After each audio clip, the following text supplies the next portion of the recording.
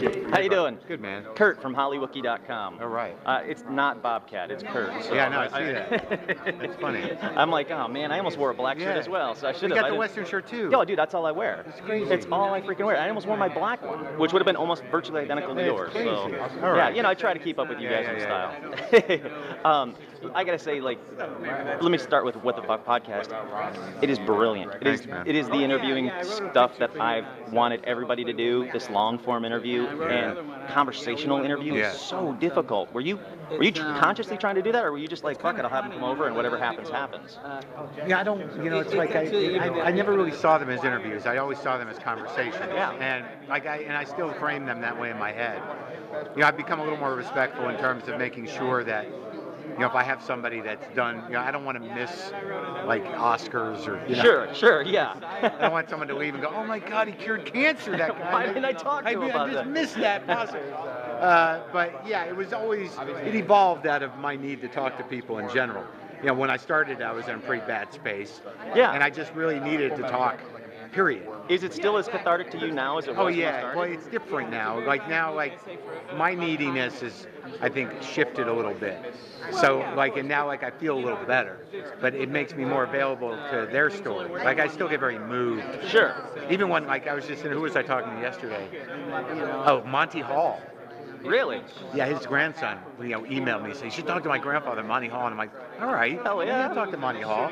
But like even just like his story about, you know, growing up in Canada and his father and this and that, like I get very engaged in people's story, and Yeah. it had a profound effect on me. You make it relatable for everybody. Like I can good. relate to anyone you've had, and you've been knocking them out of the park. You know, with Mel Brooks and Carl Reiner and Dick Van Dyke. Like, Yeah. Jesus, is there anybody that you haven't been able to get that you're just like, that's my golden There's idol? always a lot of people. Yeah, Albert Brooks, I'd like to talk to. Nice. Even Rob Reiner too. You know, those guys, that generation. There's a lot of guys from who are my age or a little younger.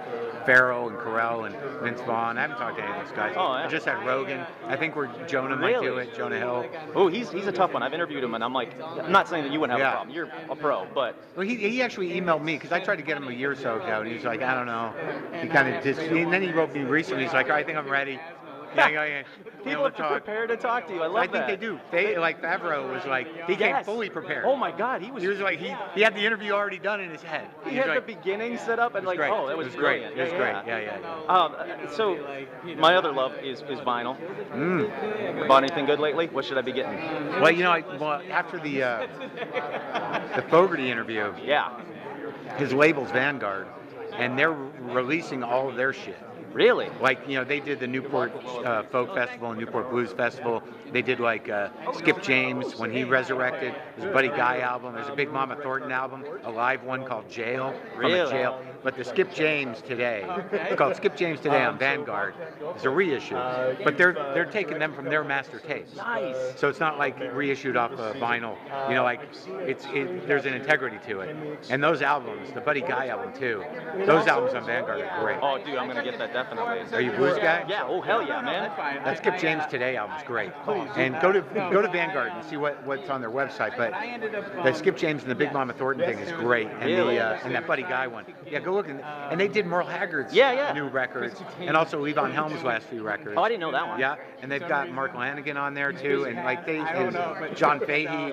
It's like it's an interesting catalog. Wow. But the great thing about it is they're pulling from their own stock. Yeah. So it's not like I think a lot of these new remasters aren't remastered from master tapes. Yeah. But these are, and it's a difference. When are we gonna get you on vinyl? Oh yeah, on a comedy record. No, well that Playing- too, but I gotta playing. put a band together, man. Dude, you seriously do. You sell yourself short every time you play. Like, I wish I was a rock star. I wish I was.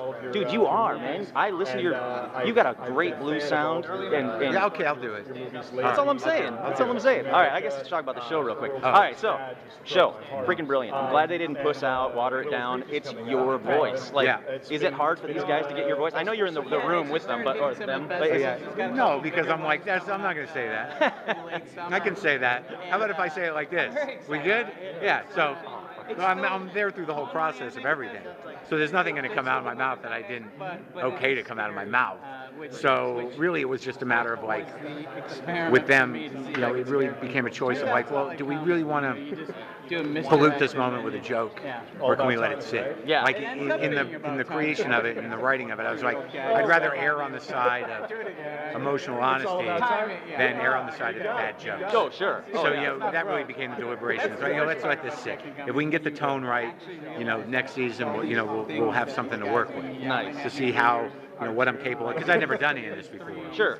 So to really see how the Marc Maron character works, it'll be very exciting to go into the second season with me having that under my belt and making choices. Well, I can't wait for the second season. Thank you so much for talking, man. It's a dream come true. I appreciate it. Thank you.